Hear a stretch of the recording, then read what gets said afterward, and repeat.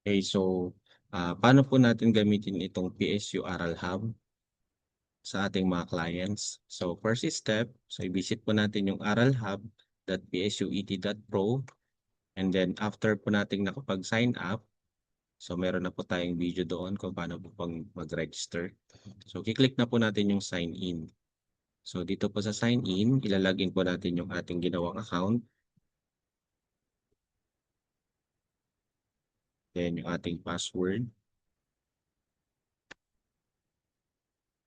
Okay. Pagka-login po natin, make sure po na naka-student portal po tayo. Ito po kayo naka-set up sa instructor kasi kinonvert po natin siya kanina. So ito po yung sa student. So si student, kung napapansin niyo po, wala pa po siyang enrolled course. So i-enroll niya muna po yung ating ginawa kanina. So click po natin yung enrolled courses. Okay, pag nakita niyo po ito, oops, courses not found. So kailangan muna nating enroll.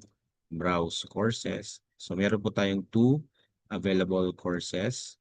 So ito po yung ginawa natin kanina doon sa instructor. So i-click po natin yung access module. Okay, so course added successfully to your bag. So pag inopen po natin yung ating bag, ito na po yung next step. So ito po yung lesson na gusto nating i-access. So free po yan, wala naman po tayong babayaran.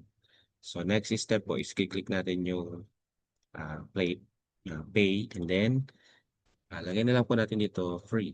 Ayan. So bahala na po kayo dyan, wala na po problema. So click po natin yung submit now. Okay, ayan. So your payment has been made, although it's free. Ganun lang po talaga siya. And then si admin po, a-approve niya po yung inyong module. So nakita niya po dito na ina-access po ni Juan de la Cruz. And then click niya po yung payment approval. Ito po yung sa admin side. So huwag po kayong mag-alala kasi si admin na po bahala doon. And then dito po, pag ni-refresh na natin, so nakita po natin dito na ito na po yung lesson na pag-aaralan niya. So kanina po meron na po na-click kaya meron pong 1/2. So click po natin yung continue. So ito po yung dalawang lessons na pag-aaralan niya. Ito po yung ginawa natin kanina. So papanoorin niya po yung video tutorial na ginawa natin. Then sa baba po yung text na magsusupplement po dun sa lesson.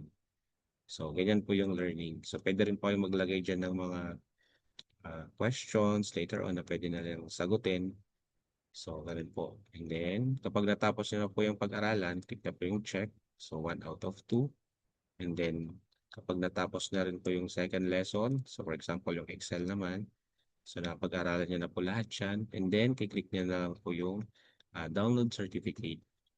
So pag-click niya po yan, so makikita niya na po yan yung kanyang certificate, yung name niya, yung lesson na in-access niya kung kailan, and then yung pumirma po ng kanyang certificate.